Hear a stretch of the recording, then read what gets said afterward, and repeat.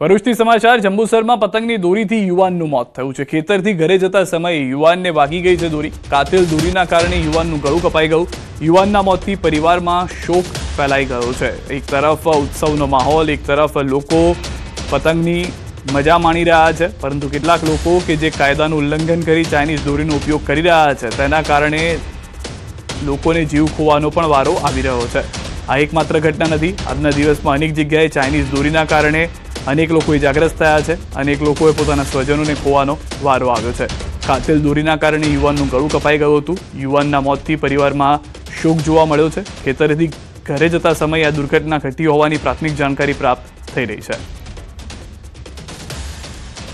તો દ્રશ્યોમાં પણ આપ જે રીતે જોઈ રહ્યા છો, પરિવારના અન્ય લોકો પણ ત્યાં આગળ હાજર જોવા મળ્યા હતા। ગામથી પણ લોકો દોડી આવ્યા હતા। જેવી જાણ થઈ કે પોતાના જ એક ગામના વ્યક્તિ આ રીતે ઇજાગ્રસ્ત થઈ ગયા છે। પરિવારમાં આક્રંદ છે, કારણ કે એક તરફ ઉત્તરાયણને લઈને લોકો મજા માણી રહ્યા હતા।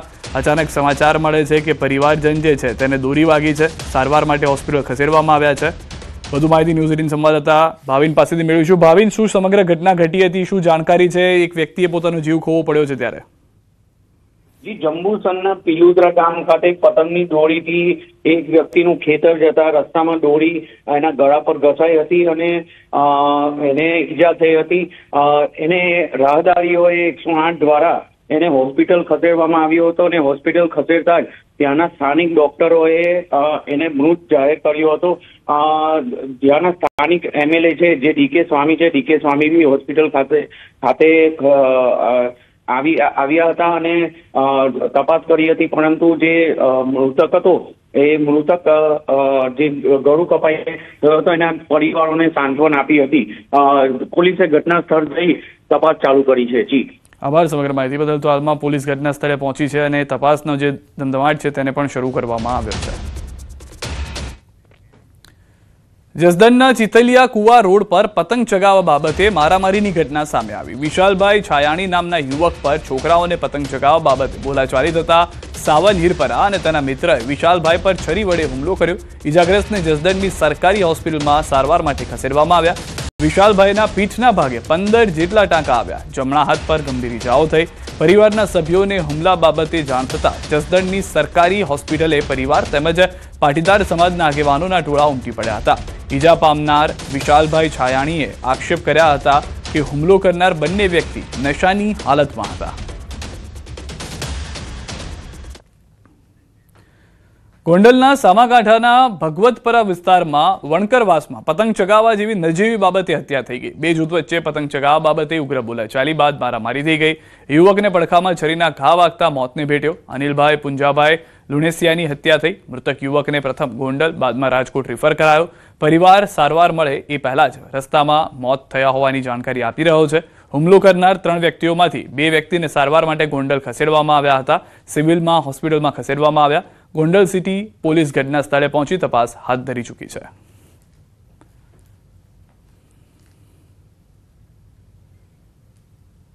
મારો ભાઈ રહ્યો ને એ લાકડી લઈને પતંગમાંથી બાંધવા દોડ્યા અને એ લોકોએ પાણાની ઈટું ચાલુ કરીને ગાયરું કાઢીને ઓલા છોકરા એને છરી લઈ લીધી। બીજા છરી મારી દીધી। એમાં ઘટના કરી અને બે ત્રણ પકડી રાખ્યા ને ઓન મારી દીધી છરી। સુનિલભાઈ ને સાગરભાઈ અને એના પપ્પાનું નામ કાંતિભાઈ, એ મકવાણા, એ અંદરો અંદર બાંધતા। અમે જપાજમીમાં અમે સોડાવતા હતા। મને મારી, મારી છોકરી મારી, મારા બાને માર્યા। તો અંદર માથાકૂટ જે હતી તે વધુ ઉગ્ર થઈ ગઈ હતી, જેના કારણે એક વ્યક્તિને ચપ્પુના ઘાના કારણે જીવ ખોવાનો વારો આવ્યો છે। પતંગ ચગાવવા જેવી નાની બાબતમાં મારામારી થઈ હોવાનું હાલમાં પ્રત્યક્ષદર્શીઓ કહી રહ્યા છે। ન ફક્ત અંદર પુરુષો ઝઘડ્યા, પરંતુ મહિલાઓને પણ માર મારવામાં આવ્યો હોવાનું કહેવામાં આવી રહ્યું છે। પોલીસ હાલમાં સમગ્ર ઘટનાને લઈને તપાસ શરૂ કરી ચૂકી છે। જે હથિયારનો ઉપયોગ, જે ચપ્પાનો ઉપયોગ કરવામાં આવ્યો હતો તેને પણ કબજે લેવામાં આવ્યો હોવાની પ્રાથમિક જાણકારી મળી રહી છે। ગોંડલમાં આ બે જૂથ વચ્ચેની બબાલ થઈ ગઈ। એક પતંગ ચગાવવા જેવી નાની બાબતે ખૂની ખેલ ખેલાઈ ગયો અને બે જૂથ સામસામે આવી જતા મારામારી જેવી ઘટનાને અંજામમાં પરિવર્તિત કરવામાં આવી હોય તેવું લાગી રહ્યું છે। ગોંડલમાં આ બે જૂથ વચ્ચેની મારામારીમાં એક વ્યક્તિ કે જેને સારવાર દરમિયાન મૃત જાહેર કરી દેવામાં આવ્યા, જ્યારે અન્ય બે લોકો હજી પણ સારવાર હેઠળ હોવાની જાણકારી મળી રહી છે. તેઓની પરિસ્થિતિ પણ ગંભીર જણાવવામાં આવી રહી છે. પરંતુ અહીંયા આગળ વાત એ છે કે ઉત્સવનો આ તહેવાર હતો કે જેમાં ઉત્સવ મનાવવાના બદલે લોકો ચર્ચી પર આવી ગયા, એકબીજાની ઉપર જઈને હુમલો કરવા લાગ્યા હતા અને આ નજીવી બાબતે ખૂની ખેલ ખેલાઈ ગયો હતો. જે મહિલાએ જણાવ્યું તે પ્રમાણે તેઓને પણ માર મારવામાં આવ્યો હતો, તેમની દીકરીને પણ માર મારવામાં આવ્યો હતો. હવે આ ઘટનાની શરૂઆત ક્યાંથી થઈ, કોણે પહેલા હુમલો કર્યો, આખો મામલો શું છે તેને લઈને પણ પોલીસે તપાસ શરૂ કરી દીધી છે. પરંતુ જે જાણકારી છે, જે લોકો સાથે વાતચીત કરવામાં આવી છે ન્યૂઝ 18 ગુજરાતી તરફથી, તેઓએ સ્પષ્ટ કર્યું છે કે બાબત ખૂબ જ નાની હતી. ફક્ત પતંગ ચગાવવાને લઈને આ વાતની શરૂઆત થઈ, પરંતુ ત્યારબાદ એકબીજા પર આક્ષેપ પ્રતિ આક્ષેપ શરૂ થયા અને પછી મામલો વધુ બીચકી ગયો, જેમાં હાથાપાઈની શરૂઆત થઈ ગઈ. હાથાપાઈની આ શરૂઆતમાં એક વ્યક્તિએ ખંજર કાઢી અને બીજા વ્યક્તિ પર હુમલો કર્યો. એનિમલ ઇમરજન્સી 1962 હેલ્પલાઇન સતત કાર્યરત છે. સાંજે 4 સુધીમાં ઉત્તરાયણ પર 1962 1962 પર 805 કુલ ઇમરજન્સી નોંધાઈ છે. ગત વર્ષે નોંધાયેલી 945 ઇમરજન્સી કરતાં 140 ઓછા બનાવ છે. પશુ ઇમરજન્સીના 585, પક્ષી ઇમરજન્સીના 220 કોલ મળ્યા છે. ઉત્તરાયણના પર્વ પર 108 એમ્બ્યુલન્સનો સ્ટાફ કાર્યરત. અત્યાર સુધીમાં 2824 ઇમરજન્સી કોલ મળ્યા. ગત વર્ષ કરતાં 512 ઇમરજન્સીના કોલ વધુ મળ્યા છે. તો રાજકોટમાં ઉત્તરાયણના પર્વની ઉજવણી ચાલી રહી છે. રાજ્યના પૂર્વ કેબિનેટ મંત્રી અને જેતપુરના ધારાસભ્ય જયેશ રાદડિયાએ કરી છે ઉત્તરાયણના પર્વની ઉજવણી. પરિવાર સાથે પતંગ ઉડાડી ઉત્તરાયણના પર્વની ઉજવણી કરી. ઉત્તરાયણના પાવન પર્વની સહપરિવાર બાળકો તેમજ મિત્રો સાથે પતંગ ચગાવીને ઉજવણી કરતા યુવા ધારાસભ્ય જયેશ રાદડિયા જોવા મળ્યા. તો દમણ દીવના પ્રશાસક પ્રફુલ્લ પટેલે ઉત્તરાયણની કરી ઉજવણી. હિંમતનગરમાં આગેવાનો સાથે પતંગ ચગાવ્યો. ધારાસભ્ય પૂર્વ ધારાસભ્ય સાથે મળીને કરી ઉજવણી. લોકોને ઉત્તરાયણ પર્વને લઈને પાઠવી શુભકામના. ઉત્તરાયણના પર્વને લઈને દમણવાસીઓમાં ભારે ઉત્સાહ જોવા મળ્યો છે. દરિયા કિનારે પ્રશાસન દ્વારા દમણ કાઇટ ફેસ્ટિવલ 2026નું આયોજન કરવામાં આવ્યું. દમણના તમામ દરિયા કિનારાઓ પર મોટી સંખ્યામાં પતંગ રસિકો અને લોકો ઉમટી પડ્યા હતા. મોટી સંખ્યામાં લોકોની ભીડ પણ આપ જોઈ રહ્યા છો. આથી દમણના આકાશ અવનવા રંગબેરંગી પતંગોથી જાણે ઉભરાયું હતું. એક તરફ દમણ બીચ પર દરિયાનો અદ્ભુત નજારો, તો બીજી તરફ આકાશમાં જોવા મળતા રંગબેરંગી પતંગો જોઈને પ્રવાસીઓનું મન મોહિત થઈ ગયું હતું. આ કાઇટ ફેસ્ટિવલમાં ડીજેનું પણ આયોજન કરવામાં આવ્યું હતું. તો દમણમાં જે કાઇટ ફેસ્ટિવલ છે બહુ જ સરસ કર્યું છે. પ્રશાસને પણ સારી રીતે અવેલેબિલિટીઝ રાખેલી છે. અહીંયા ફેમિલી સાથે એન્જોય કરી રહ્યા છે. અમારા પુનામાં આટલી ઓપન રીતે ફેસ્ટિવલ નથી મનાતો. જે રીતે અહીંયા મોટા મોટા બલૂન્સ અને બધી વસ્તુ અવેલેબિલિટી છે. અહીંયા ન્યૂ વિઝન મને જોવા મળી રહ્યો છે અને એકદમ સેટિસ્ફેક્શન રાખે છે. બહુ સરસ અહીંયા લાગ્યું. બહુ સાંભળ્યું છે દમણ વિશે. દમણની ઉત્તરાયણ બહુ જ સારી હોય છે એમ સાંભળ્યું છે. તો આ વખતે અહીંયા દમણમાં સેલિબ્રેટ કરવા આવ્યા. અમદાવાદની છું, ગુજરાત. સારી હોય છે ત્યાંની પણ આ વખતે દમણમાં આવ્યા છે ઉત્તરાયણ મનાવવા. બહુ જ સરસ છે. બધા લોકો ગરબા રમે છે, ડીજે છે અને પતંગ ચગાવે છે. બહુ જ સારું વેધર છે, સરસ છે બધું જ. આ તરફ સુરતમાં આજે ઉત્તરાયણના પર્વની ઉજવણી થઈ રહી છે. સુરતના ડુમ્મસ દરિયા કિનારે પતંગબાજીની ઉજવણી કરવામાં આવી હતી. સાસકામાં કોલેજના વિદ્યાર્થીઓ ડુમ્મસ દરિયા કિનારે પહોંચ્યા હતા. પોતાના મિત્રો સાથે પતંગ ઉડાવી ઉત્તરાયણની ઉજવણી કરી. કોઈ ટેરેસ પર તો કોઈ ડુમ્મસ દરિયા કિનારે પતંગબાજી કરી ઉજવી રહ્યા છે ઉત્તરાયણ. ઊંધિયા પાર્ટી સાથે ડીજે પાર્ટીનું પણ આયોજન કરાયું છે.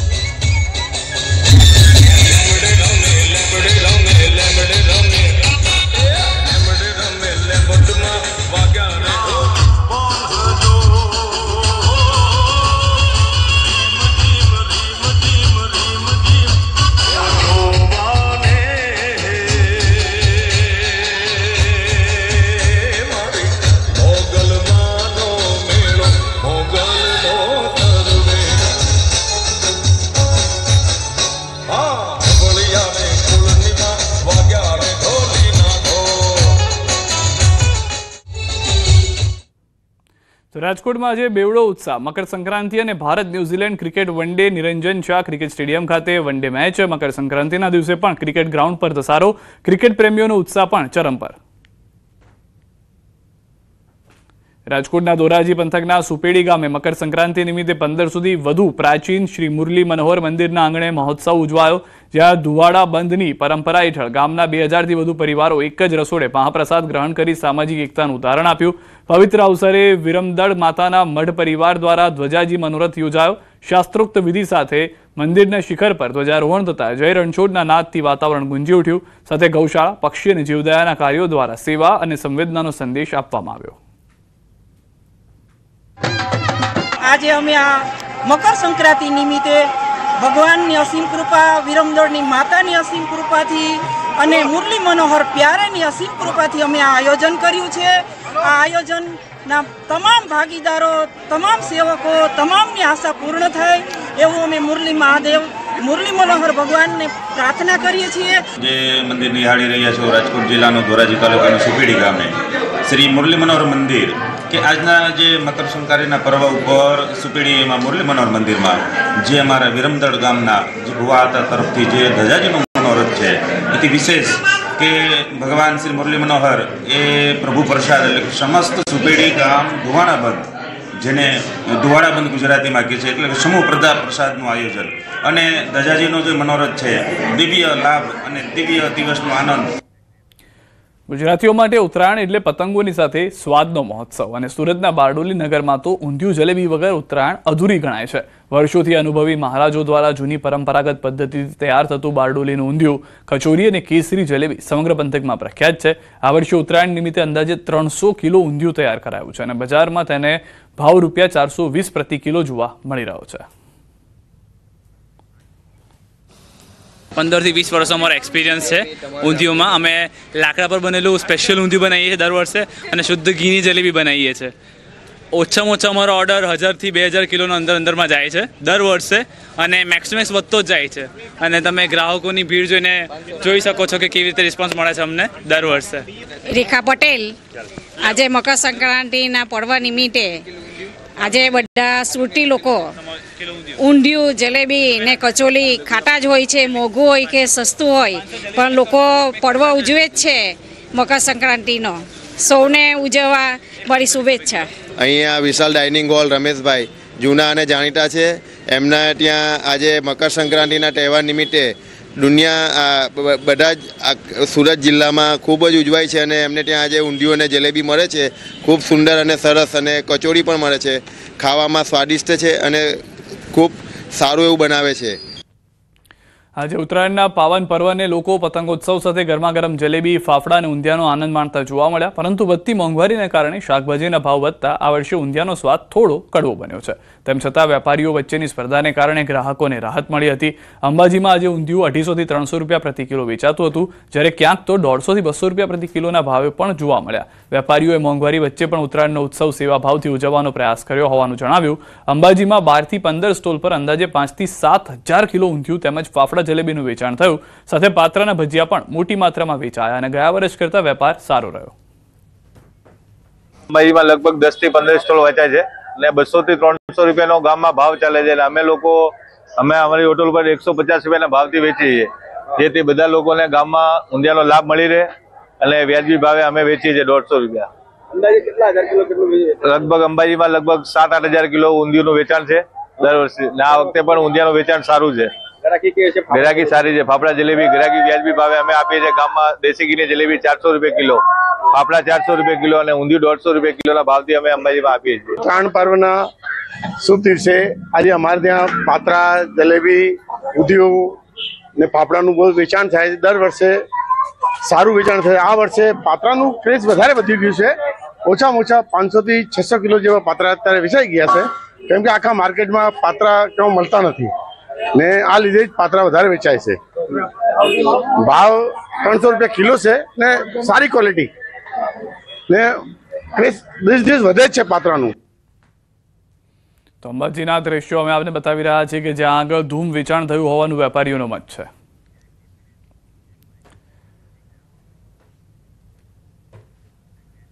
અમદાવાદની નરોડા પોલીસ દ્વારા પ્રોહિબિશનના ગુનામાં નાસ્તા ફરતા તેમજ પોલીસ કામગીરીમાં અડચણ ઊભી કરી નાગરિકના વાહનોને નુકસાન પહોંચાડી ફરાર થઈ જનાર 2 રીઢા આરોપીઓની ધરપકડ કરાઈ છે। આ બંને શખ્સોએ સરકારી ફરજમાં રૂકાવટ લાવવા સહિતના ગંભીર ગુનાઓ આચર્યા હતા, જેમને નરોડા પોલીસે બાતમીના આધારે દબોચી લઈ જેલના સળિયા પાછળ ધકેલી દીધા છે।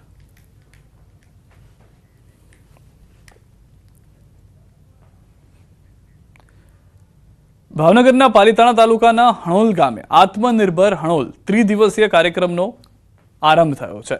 કાર્યક્રમમાં કેન્દ્રીય મંત્રીઓ સહિત અનેક મહાનુભાવો ઉપસ્થિત રહ્યા। આ કાર્યક્રમનો મુખ્ય ઉદ્દેશ ગામને આત્મનિર્ભર બનાવવાનો અને વિકાસના પંથે આગળ વધારવાનો છે।